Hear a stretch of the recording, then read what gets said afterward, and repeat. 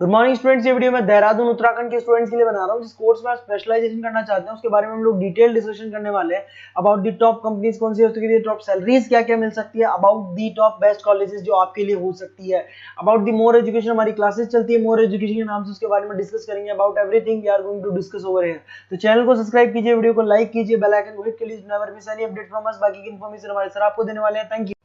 ये वीडियो मैं उन स्टूडेंट्स के लिए बना रहा हूं those who are planning for BSc agriculture. 12th के बाद में बड़ा इंटरेस्टिंग कोर्स है और साथ के साथ यहाँ पे प्लेसमेंट्स बहुत अच्छे हो रहे हैं, जॉब अच्छी लग रही है, गवर्नमेंट और प्राइवेट दोनों ऑप्शंस आपको मिल रहे हैं।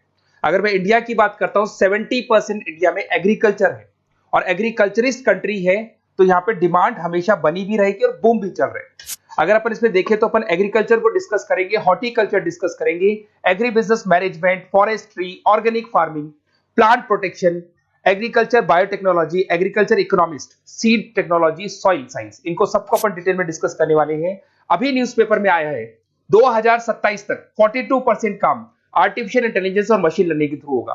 अगर मैं बात करता हूं दुबई का टेक शो, अगर आपने देखा हो तो वहां पे ऐसे रोबोट बना दिए गए जिन रोबोट के थ्रू पूरे दिन वो खेतों में घूमते हैं और जहां पे लग रहा है कि पानी कम है वहां पानी डाल रहे हैं, क्रॉप को कुछ जरूरत है तो उसके हिसाब से फर्टिलाइजर डाल रहे हैं और पूरे दिन वो घूम रहे हैं उसके अंदर। अगर आप यहां देखें तो अभी जॉब रिपोर्ट भी आया है वर्ल्ड इकोनॉमिक फोरम का, 2025 से 30 तक का जॉब रिपोर्ट आया है। इसमें साफ साफ क्लियर लिखा हुआ है fastest growing job big data, fintech engineer. देखो ध्यान से, आर्टिफिशियल इंटेलिजेंस, मशीन लर्निंग दिखाई देगा तो एआई और एमएल स्पेशलिस्ट की डिमांड बढ़ेगी। तो अगर आप बीएससी एग्रीकल्चर कर रहे हैं तो साथ में एआई एमएल को इंटीग्रेट करके चलना, टेक्नोलॉजी के साथ चलना है आपको। बहुत सारी जॉब्स है जो जाने वाली है, उसके अंदर आपको दिखाई देगा post office clerk, bank teller, data entry, cashier, ticket checker.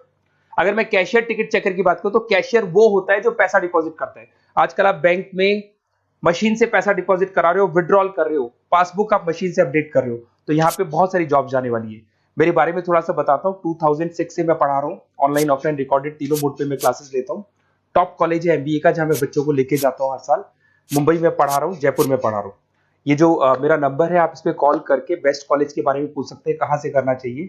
अगर मैं कॉलेज में रहता हूँ, क्योंकि आधे टाइम में कॉलेज में रहता हूँ, अपना नेम, नंबर, सिटी, स्टेट और कहाँ से कौन सा कोर्स करना है डाल दें आप। अब आते हैं अपन स्पेशलाइजेशन पे, एक एक करके सारे स्पेशलाइजेशन देखो। सबसे पहला आपको दिखाई देगा बीएससी एग्रीकल्चर, ये कॉमन हो गया। इसमें सब कुछ पढ़ना है आपको, क्रॉप इरिगेशन पढ़ना है, सॉइल साइंस पढ़ना है, एग्री इकोनॉमिक्स पढ़ना है, तो सब कुछ इसके अंदर आपको मिलेगा। इसमें आप एग्रीकल्चर ऑफिसर बन सकते हैं, फार्म मैनेजर बन सकते हैं, रिसर्च असिस्टेंट बन सकते हैं। स्टार्टिंग जॉब भी मान के चलो 3-4 लाख से स्टार्ट होती है और फिर एक्सपीरियंस के हिसाब से वो बढ़ जाता है पैकेज आपका। इसमें आपको नाबार्ड में, एग्री, महिंद्रा एग्री में जॉब लग सकता है। अगर अपन आते हैं हॉर्टिकल्चर, तो हॉर्टिकल्चर कहीं ना कहीं फ्रूट्स एंड वेजिटेबल से रिलेटेड है।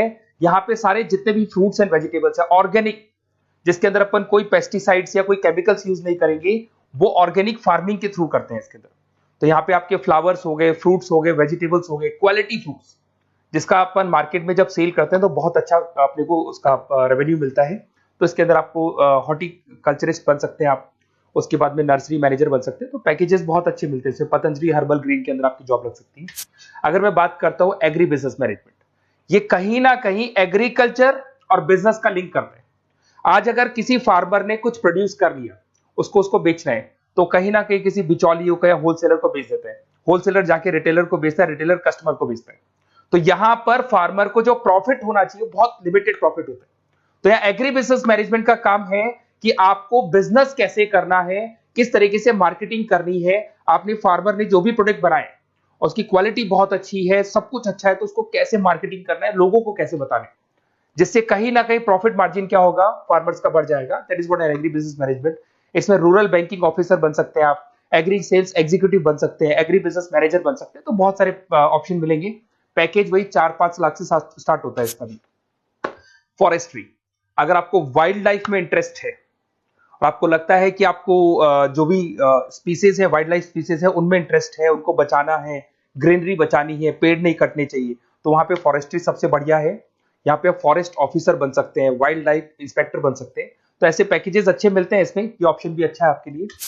अगर अपन यहाँ पे देखें ऑर्गेनिक फार्मिंग, अगर आपने देखा होगा दादाजी ने हमेशा क्वालिटी खाया है, तो दादाजी 90 to 100 क्रॉस कर जाएंगे। बट आज की जो जनरेशन है वो 60 क्रॉस करने में भी दिक्कत आएगी। वाई? बिकॉज उन लोगों का जो फार्मिंग सिस्टम था वो ऑर्गेनिक था, वो कभी भी कोई पेस्टिसाइड्स, कोई केमिकल यूज नहीं करते थे और जो भी वो फार्मिंग करते थे एकदम क्वालिटी यूज करते थे और वो क्वालिटी ही कंज्यूम करते थे, तो उससे लाइफ में और हर चीज में आपकी जो ग्रोथ होती है। इसमें ऑर्गेनिक फार्मिंग कंसल्टेंट बन सकते हैं आप, क्वालिटी सर्टिफाइड बन सकते हैं, ट्रेनर बन सकते हैं, बहुत सारे ऑप्शंस इसके अंदर मिल जाएंगे आपको। अब आते हैं अपन बीएससी प्लांट प्रोटेक्शन। आपको पता है कि कोई ना कोई डिजीज या कोई ना कोई इंसेक्टिसाइड्स लग जाता है प्लांट्स पे, तो उसके लिए प्लांट्स को प्रोटेक्ट करने के लिए अपन पेस्टिसाइड्स यूज करते हैं, डिजीज मैनेजमेंट यूज करते हैं, प्लांट हेल्थ देखी जाती है। तो जो भी चीजें हैं इसके लिए कहीं ना कहीं आपको प्लांट ऑफिसर कंट्रोल बन सकते हैं, तो ऐसे ऑप्शंस, कंट्रोल ऑफिसर बन सकते हैं, एग्जीक्यूटिव वर्कर बन सकते हैं, तो ऐसे ऑप्शंस आपको मिल जाएंगे। उसके बाद में आता है बीएससी एग्रीकल्चर बायोटेक्नोलॉजी रिसर्च।